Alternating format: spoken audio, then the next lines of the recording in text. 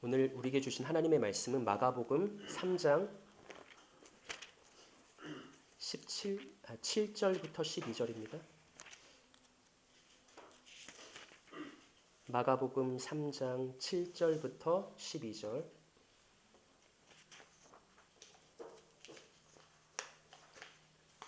제가 읽겠습니다. 예수께서 제자들과 함께 바다로 물러가시니 갈릴리에서 큰 무리가 따르며 유대와 예루살렘과 이두메와 요단강 건너편과 또 두로와 시돈 근처에서 많은 무리가 그가 하신 큰 일을 듣고 나아오는지라.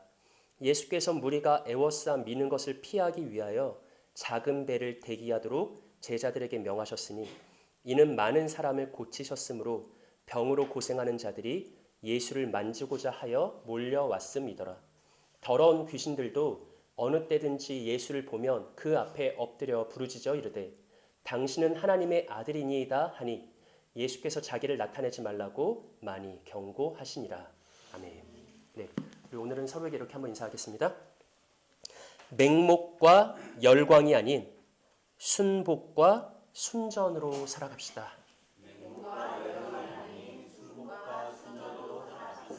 네, 한 번 더 인사합니다. 정함 없는 무리가 아닌 헌신된 제자로 살아갑시다. 네, 감사합니다.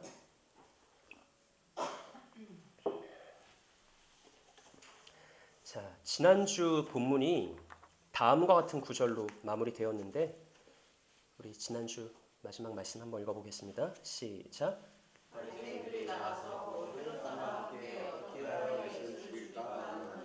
아멘. 이렇게 지난주가 끝나고 이제 오늘 본문이 다음 구절로 시작하는데 네, 예수께서 제자들과 함께 바다로 뭐 하셨다라고 합니까?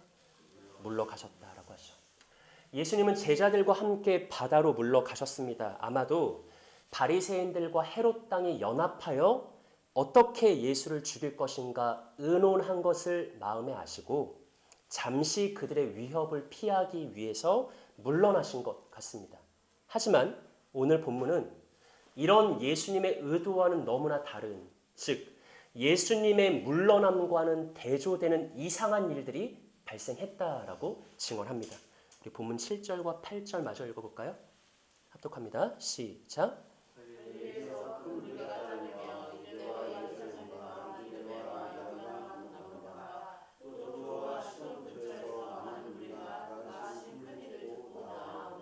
아멘. 예수님은 바리새인과 헤롯 당의 위협을 피하기 위해 잠시 뒤로 물러나셨습니다. 하지만 예수님이 행하신 큰 일에 대한 소문을 들은 많은 사람들이 사방에서 몰려듭니다.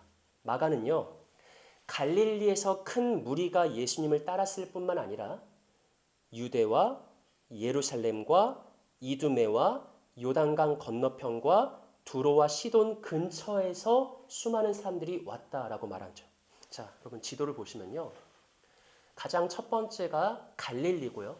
갈릴리는 물론이요. 다음 유대와 예루살렘, 그리고 그보다 더 남쪽에 있는 이두메, 요단강 건너편, 그리고 두로와 시돈. 뭘 말하는 걸까요?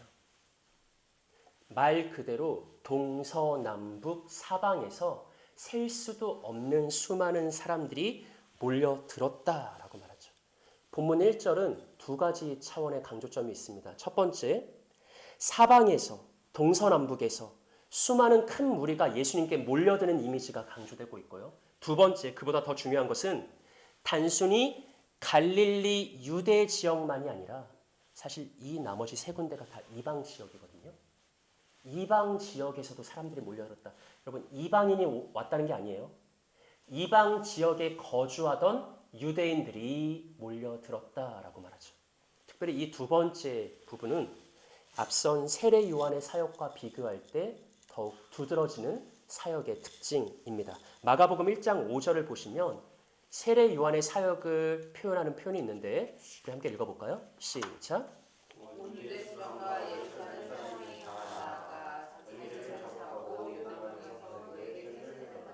아멘.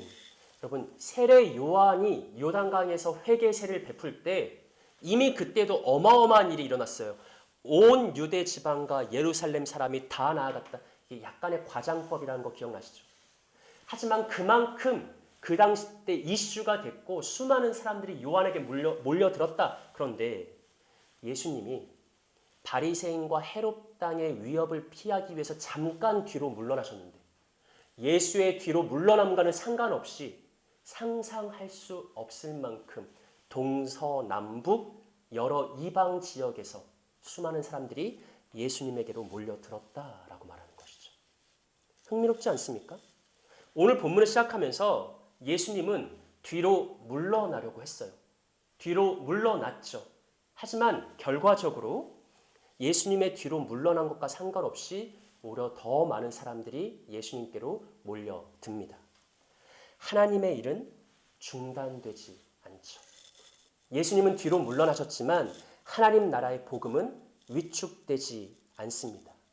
예수님이 뒤로 물러나신 만큼 아니 그보다 더 많은 사람들이 오히려 예수님을 향해서 찾아갑니다. 그것도 갈릴리와 유대와 예루살렘 지역만이 아니라 동서남북 사방의 이방 지역에서 예수님을 향해 사람들이 찾아왔습니다. 인간의 적대와 방해에도 불구하고 하나님의 복음은 꺾일 수 없다라는 사실이 본문을 통해서 강조되고 있는 것이죠. 오늘 본문에서 우리가 이것 말고 한 가지를 더 생각해 봐야 합니다.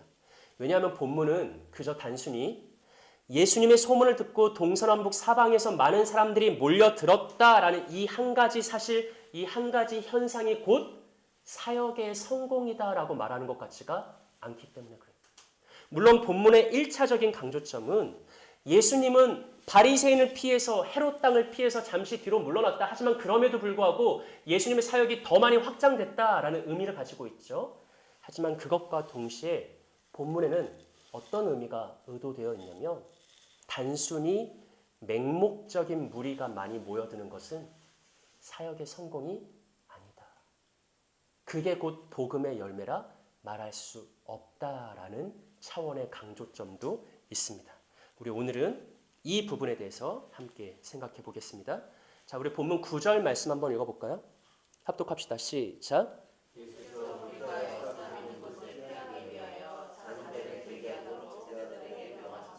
아멘. 예수께서 무리가 너무 많이 몰려들고 그를 애워싸미니까 그걸 피하려고 뭐를 하라고 합니까? 작은 배를 대기하게 하죠. 뭐 하겠다는 거예요? 배에 올라타시겠다는 거죠. 여러분 우리가 이미 이와 유사한 그림을 예수님이 베드로를 제자로 부르시는 장면에서 한번 살펴본 적이 있거든요.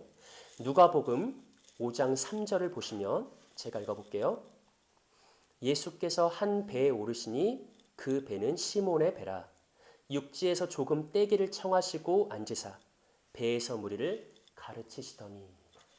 자, 여러분 이 누가복음 5장 3절은 읽기에 따라서 굉장히 낭만적인 그림으로도 이해할 수 있을 것 같아요. 예수님의 말씀을 듣기 위해서 많은 사람들이 몰려들었습니다. 이에 예수님은 시몬에게 배를 청하고 그의 배에 오르신 다음에 육지로부터 조금 떨어져 바닷가에 떠있게 하셨습니다. 그리고 매우 오랜 시간 동안 하나님 나라의 말씀을 가르치셨습니다. 그날 아침 갈릴리 바다는요, 따스한 햇살을 받아 은빛으로 반짝였고요. 예수님의 목소리가 잔잔한 해풍을 타고 바닷가에 앉은 사람들의 마음에 전달되었습니다. 하나님 나라의 복음의 진리를 들으면서 사람들은 마치 시간이 멈춘 것만 같은 충만한 기쁨을 느꼈고 주의 말씀으로 인해 만족하고 미소 지었습니다. 제가 개인적으로 이 말씀을 보면서 묵상해 본 이미지, 이럴 수 있다라는 거죠. 그런데 오늘 본문은 이와는 전혀 다른 이미지를 제공합니다. 오늘 본문에는 고즈넉함이나 낭만, 잔잔한 미소나 평화로운 분위기가 전혀 없습니다. 그보다 본문은요, 소란스럽고 요란한 무리가 잔뜩 모여들었고 그들이 난동을 부렸다, 소동을 부렸다라고 말합니다. 동서남북 사방에서 모여든 큰 무리가 예수님을 애워쌌고요, 거칠게 밀어붙였습니다. 그래서 결국 예수님은 안전을 위해 무리로부터 피하도록 배에 올라타시고 바다로부터 조금, 육지로부터 조금 떨어지신 것이죠. 우리 다시 본문 9절을 한번 보시겠어요? 네. 예수께서 뭐를 피하려고 하시죠? 무리가 애워싸 미는 것을. 근데 이 무리가 애워싸 미는 것을 공동 번역이 밀어 닥치는 군중이라고 번역했고요. ESV 성경은 They crush him이라고 번역했거든요. 여기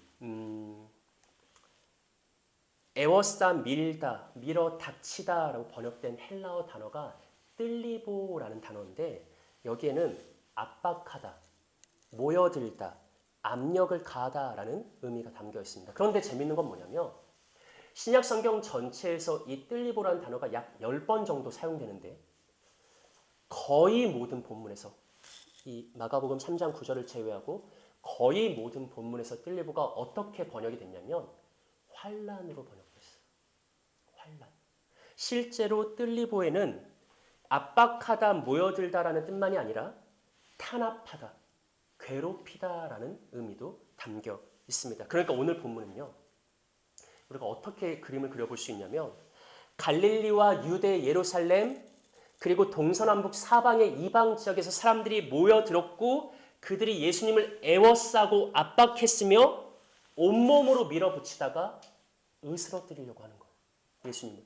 그래서 예수님이 어떤 측면에서 보면 그 무리의 강압으로 인해 마치 환난받는 것처럼 탄압받는 것처럼 위협을 느꼈고 어쩔 수 없이 배로 안전하게 피신을 떠난 그런 상황이라고 이해할 수 있다는 것이죠. 이런 차원에서 본문 10절도 한번 읽어볼까요? 네, 함께 읽어보겠습니다. 시작. 이는 많은 사람을 고치셨으므로 병으로 고생하는 자들이 예수를 만지고자 하여 몰려왔으리더라. 아멘. 마가가 이는이라고 말하죠. 예수님이 배로 피난 갈 수밖에 없었던 이유를 설명하는 거예요. 왜 예수님이 배로 올라갈 수밖에 없었냐? 많은 사람을 고치셨다라는 소문이 잔뜩 퍼졌고 그 소문을 들은 병 고침 받고자 하는 자들이 예수님께 모여들어서 질서정연하게 모여든 게 아니라 그를 애워싸고 밀어붙이고 압박하고 마치 환난받게 하듯이 그렇게 으스러뜨리고 예수를 만지고자 하여 몰려왔음이더라라고 말하죠. 여러분 이 부분 몰려왔다. 사실은 개역 개정 성경이 약간 그 어감을 좀 약하게 번역한 건데 덤벼들다라는 의미를 가지고 있습니다. 그래서 실제로 공동 번역 성경은 조금 더 강한 어조로 번역했거든요. 읽어볼까요? 시작. 예수께서 많은 사람을 고쳐주셨으므로 병으로 고생하는 사람들이 앞을 다투어 예수를 만지려고 밀려들었던 것이다. 아멘. 그러니까 평화로운 분위기가 아니에요. 예수님의 소문을 듣고 나도 병 고침 받고 싶어 하는 수많은 무리가 몰려든 건 좋아. 근데 그들이 앞을 다투어서 내가 먼저 예수를 잡아야지, 내가 먼저 예수를 만져야지 하면서 그에게 덤벼들었다, 달려들었다. 예수님이 도저히 어찌할 방도가 없어서 배로 도망갈 수밖에 없었다라는 이런 웃지 못할 상황이 오늘 본문에 그려지고 있는 것이죠. 여러분 마태복음에 길게 기록된 산상수훈을 보면 마치 오늘날의 질서정연한 사경회와 같은 이미지가 떠오릅니다.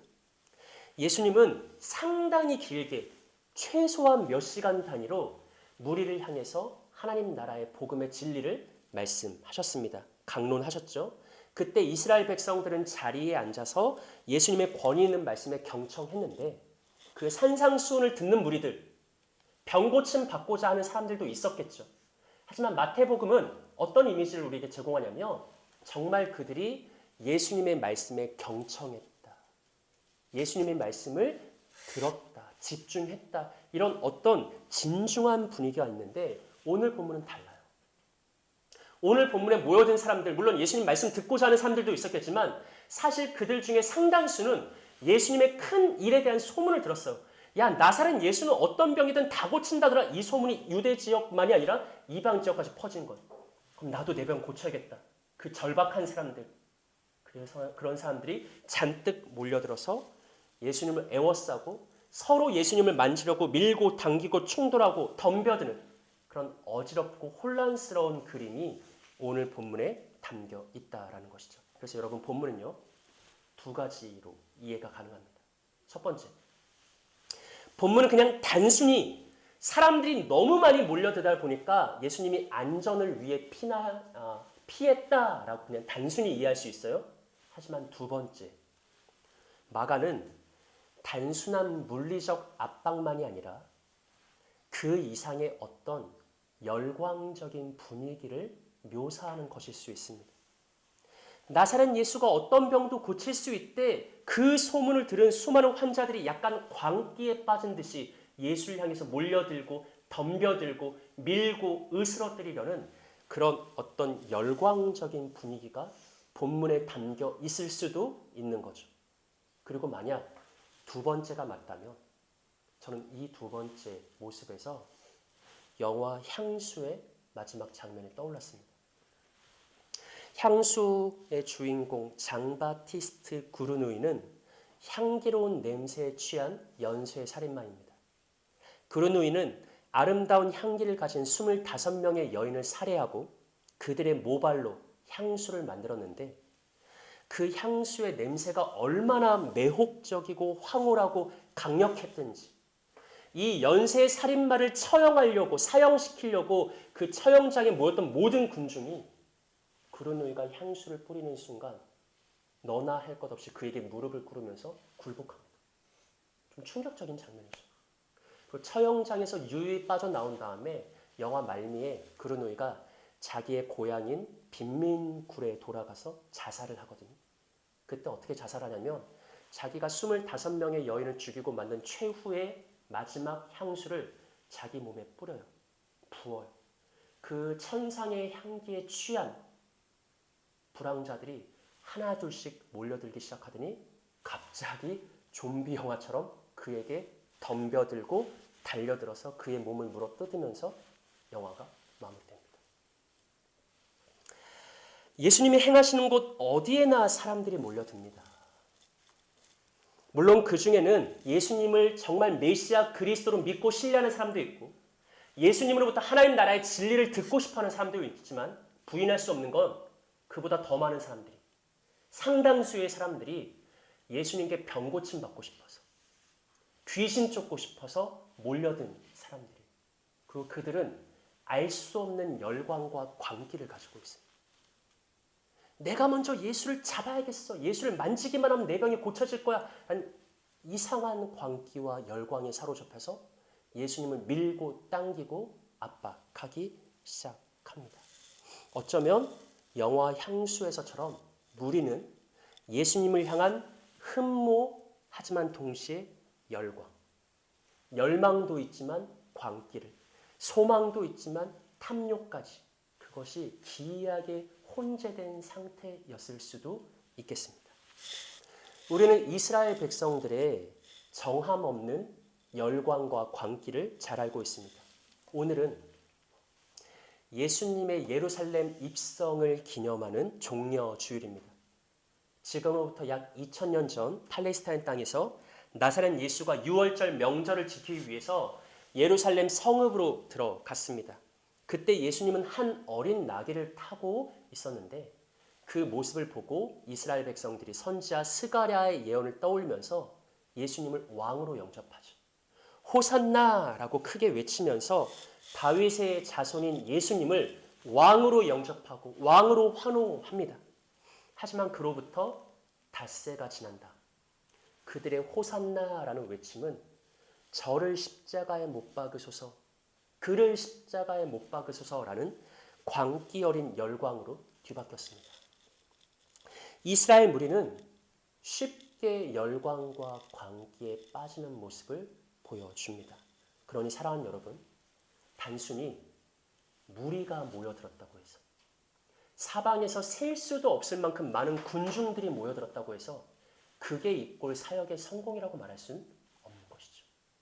그들이 정말 예수님을 향한 순전한 믿음이라면 다행이지만 열광에 사로잡혀 있다면, 광기에 사로잡혀 있다면 그것은 결코 복음의 진정한 열매라고 부를 수 없을 것입니다.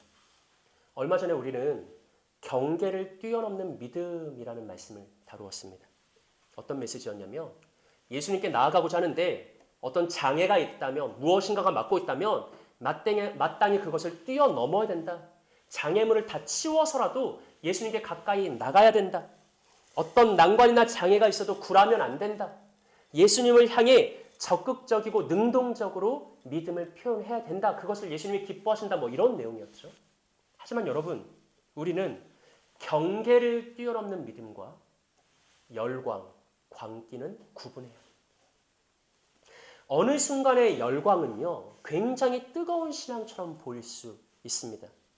하지만 그것은 앞에서 살펴본 것처럼 결국 정함이 없는 순간에 달아오릅니다. 가장 결정적인 순간에 가장 저열하고 추악한 모습으로 왜곡되고 뒤틀릴 수 있는 그 마음이 바로 열광이고 광기입니다. 종려주일에 예수님을 환호하고 열광한 무리는 너무나 많았어요. 하지만 끝까지 예수님의 곁을 지킨 사람은 몇 되지 않았습니다. 안식 후 첫날 예수님의 무덤을 찾아간 이들은 정말 소수의 헌신된 여인들밖에 없었어요. 그 자리엔 제자도 함께하지 않았습니다. 종려주일을 맞은 우리들, 첫 번째는 내 안에 예수님을 향한 뜨거운 마음이 있나? 어떤 능동적인 신앙이 있나? 이걸 살펴야겠지만 동시에 오늘은 정말 내 마음이, 내 믿음이 예수님을 향한 순전한 것인지 아니면 그 어떤 것이 왜곡되고 뒤틀린 오염된 어떤 열광이고 광기이고 순간의 달아오름이고 언제든지 순식간에 식어버릴 수 있는 그런 열정에 불과한지 이것을 구분해야 할 것입니다. 오늘 본문에서 동서남북 사방에서 모여든 무리들은 병고침을 받기 위해 예수를 애워쌌고요. 달려들었고 덤벼들었습니다. 예수를 만지기만 하면 내 병을 고칠 수 있다라고 생각하며 서로 밀고 당기면서 그를 애워싸고 밀어붙였습니다. 근데 여러분, 이것은요, 우리가 자주 찬양하듯이 예수님의 옷자락을 만진 여인의 믿음이 아닙니다. 마가복음 5장에는 12해 동안 혈루증을 앓던 여인이 등장하는데 이 여인은 이 오늘 본문의 무리와 동일한 예수님의 소문을 듣고 동일하게 무리 가운데 있었어요. 여러분 오해하지 말 것이 오늘 본문과 마가복음 5장은 동일한 배경입니다. 예수님이 무리에 둘러싸여 있어요. 마가복음 5장에서도 무리가 서로 밀고 당기고 이렇게 예수님을 압박한다라고 베드로가 말하잖아요. 모든 무리가 예수를 만지려고 실제로 만지고 그에게 덤벼들고 있었습니다. 하지만 그 중에서 오직 단 한 명만이 구원을 얻습니다. 12해 동안 혈루증을 앓던 여인이 그 마음에 저 나사렛 예수가 유일한 구원자, 저 나사렛 예수가 진정한 메시아야라는 진정한 믿음으로 그의 옷자락을 만졌을 때 예수님의 몸에서 능력이 그에게로 나갔고 그 많고 많은 무리 중에 그 열광스러운 무리 중에 오직 그 여인 한 명만이 치료받고 죄 용서를 받으며 구원을 얻을 수 있었습니다. 여러분, 오늘 본문의 구성도 이와 마찬가지. 너무 아이러니하지 않습니까? 애당초 오늘 본문이 어떻게 시작해요? 예수님이 바리새인과 헤롯 땅의 위협을 피해 뭐 했다? 물러났어요. 잠시 뒤로 피했다고요. 근데 결과적으로 어떻게 됐습니까? 열광적인 무리가 예수를 밀치고 덤벼드니까 또 물러나요. 아이러니하잖아요. 예수님은 바리새인을 피했는데 헤롯 땅을 피해 뒤로 물러났는데 그를 찾아온 무리로 인해서 다시 바다로 밀려나요.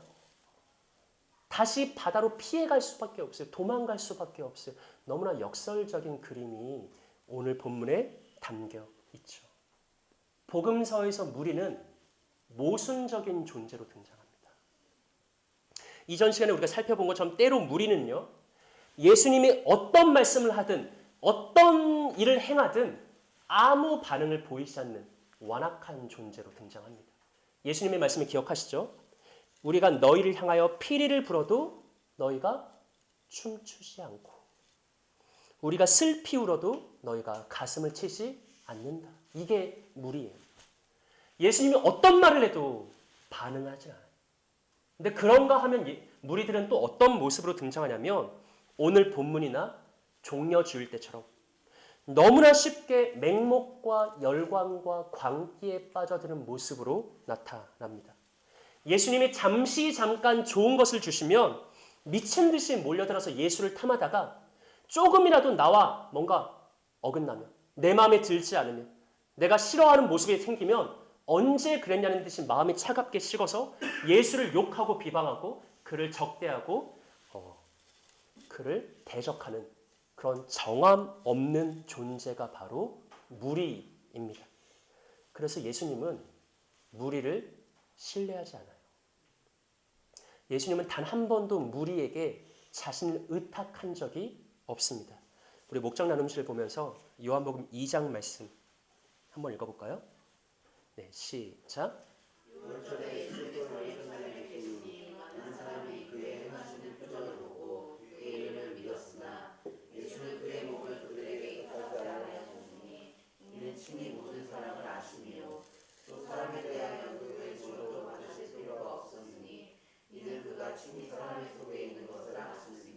아멘. 자, 6월절에 예수께서 예루살렘에 계셨는데 많은 사람이 그의 행하시는 표적을 보고 그의 이름을 뭐 했대요? 믿었대요. 믿었대요. 그런데 이 믿음이 뭘까? 그 다음 구절을 보면 예수는 그의 몸을 그들에게 뭐 하지 않았다? 의탁하지 않는다. 왜요? 친히 모든 사람을 알기 때문에. 또 사람에 대한 누구의 증언도 받으실 필요가 없었으니 이는 그가 친히 사람의 속에 있는 것을 아셨습니다. 어떤 말이냐면 이 요한복음 2장은 오늘 본문하고 동일하다. 오늘 본문에서 예수님을 향해 열광적으로 모여든 무리들, 물론 그 중에 신실한 자들도 있었겠지만 그들 중에 대부분이 병 고침 받고자 모였어요. 예수가 병을 고친다더라 그 소문 듣고 예수를 찾아와서 미친 듯이 예수님께 덤벼들었어요. 그들도 예수님을 믿었다라고 말할 수 있겠지만 예수님은 그들의 속마음을 아시죠. 너희가 나를 믿는 건 진짜 나를 메시아로 믿는 게 아니라 그냥 표적을 보고 즐거워하기 때문이다. 요한복음 2장도 마찬가지. 요한이 그들이 예수의 이름을 믿었다라고 말해요. 근데 정작 예수님은 그들에게 의탁하지 않아요. 그들의 속마음을 다 알고 있어요. 그들의 믿음이 믿음이라고 불리긴 하지만 순전한 믿음이 아니라는 것을 예수님은 너무나 잘 알고 있어요. 순간 달아올랐다가 차갑게 식는 열광과 광기에 불과하다는 것을 예수님 너무나 잘 알고 있어요. 그래서 그들에게, 무리에게, 정함 없는 무리에게 예수님은 단 한순간도 자신을 의탁하지 않습니다. 하나님 나라의 복음은 무리를 통해서 증언되지 않습니다. 여러분 재밌는 것은요. 오늘 본문 아까 우리가 방금 읽었던 그 열광적인 무리 다음에 어떤 내용이 이어지냐면 11절과 12절을 보시면요. 목장 나눔시에 있습니다. 더러운 귀신들도 어느 때든지 예수를 보면 그 앞에 엎드려 부르짖어 이르되 뭐라고 고백합니까? 당신은 하나님의 아들입니다 라고 고백하죠. 하지만 예수께서 뭐라고 반응하세요? 자기를 나타내지 말라고 많이 경고하셨다. 오늘 본문이 어떤 식으로 구성되어 있냐면 정말 놀라운 일이 일어났습니다. 세례 요한 때와는 비교할 수 없는 큰 일이 일어났습니다. 갈릴리, 유다, 예루살렘은 물론이요. 동서남북 사방 이방 지역에서 셀 수도 없을 만큼 많은 무리가 몰려들었습니다. 그러면 사역이 성공한 것일까요? 아니요. 그렇지가 않습니다. 많은 사람들이 몰려들었지만 그들은 순전한 믿음을 가진 것이 아니라 그냥 순간의 열광에 빠져 있었습니다. 예수님은 그들에게 의탁하지 않았습니다.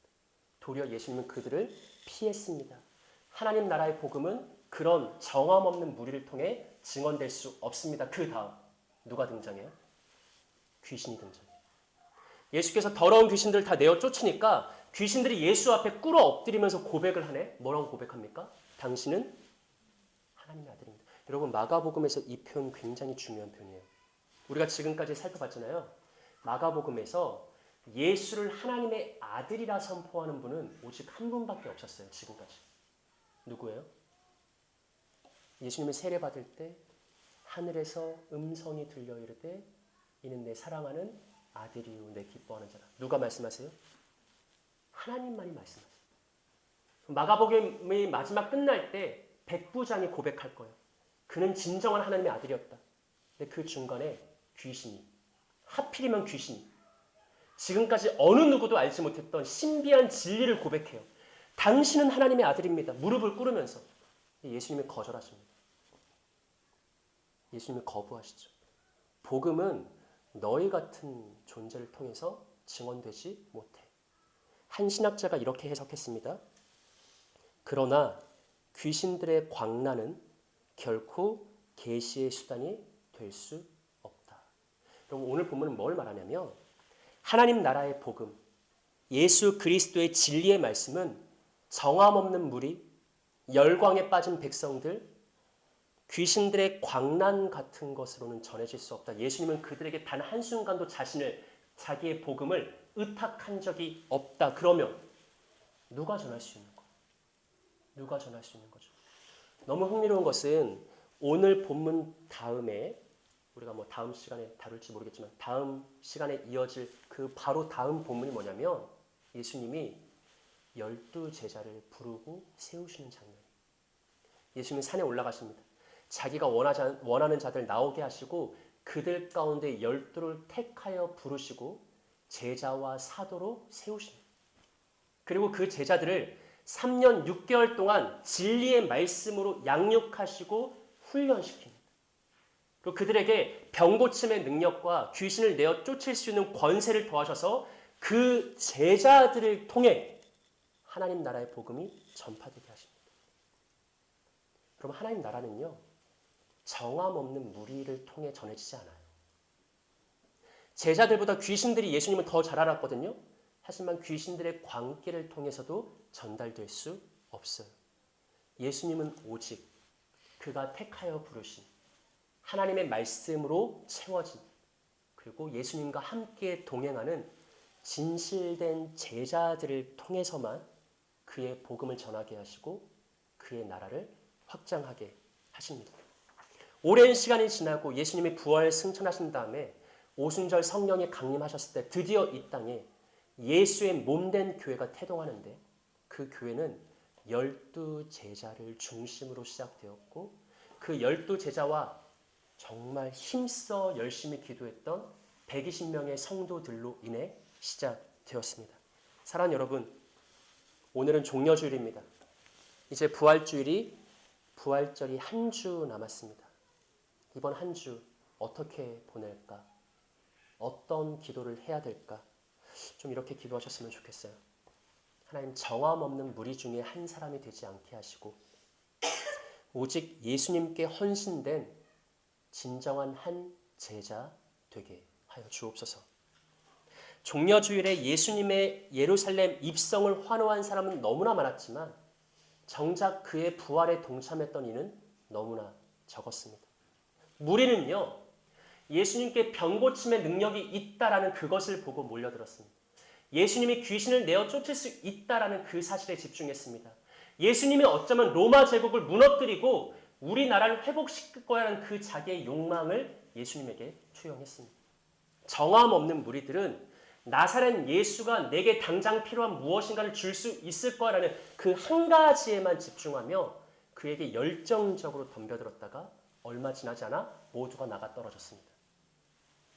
하나님 나라의 복음은, 예수 그리스도의 진리는 정함 없는 무리가 아니라 소수의 진실된 헌신된 제자를 통해 확증되는 것이죠. 무리는 예수님이 행하시는 곳 어디에나 열정적으로 따라다녔지만 예수님의 빈 무덤에는 있지 않았고요. 예수님의 승천의 자리에도 있지 않았습니다. 사랑하는 여러분, 성경은 우리에게 수의 적고 많음이 아니라 먼저 제자 되었는가 이것을 묻습니다.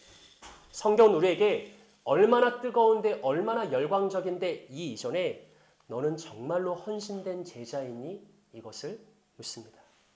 여러분, 이 땅에는요, 예수님의 말씀이 약간 패러디한 건데 예수님이 이 땅에는 가난한 사람들이 끊기지 않을 거라고 했잖아요. 저는 이렇게 말하고 싶어요. 이 땅에는 요란스럽게 떠들고 몰려드는 무리들이 끊이지 않을 거예요. 주님 다시 오실 때까지. 어떤 타이틀을 달고 있겠지만 예수님의 시각에서는 그냥 요란스럽게 정함 없이 순간 달아올랐다가 순간 차가워지는 그런 맹목적인 무리들이 주님 다시 오실 때까지 이 땅에 끊이지 않을 것입니다. 하지만 하나님의 눈은 오직 진실한 제자들을 향해 있다는 것을 기억하시고 예수님은 무리에게는 자신을 의탁하지 않으셨지만 제자들에게는 자기 양을 맡기시고 자기의 몸된 교회를 맡기시고 자기의 복음을 의탁하셨다라는 것을 기억하시면서 부활절을 준비하는 우리들 정말 헌신된 예수의 제자 되기를 함께 기도했으면 좋겠습니다. 그리스도의 십자가 바라보면서 정말 그 많고 많은 무리 중에 한 사람 편에 서지 마시고 예수님이 기뻐하시는 한 사람의 제자가 될 수 있도록 한 주간 은혜 가운데 기도하며 함께 나아가길 원하고 또한 우리 공동체도 제자 공동체 되었으면 좋겠습니다. 우리 함께 찬양하고 기도하겠습니다.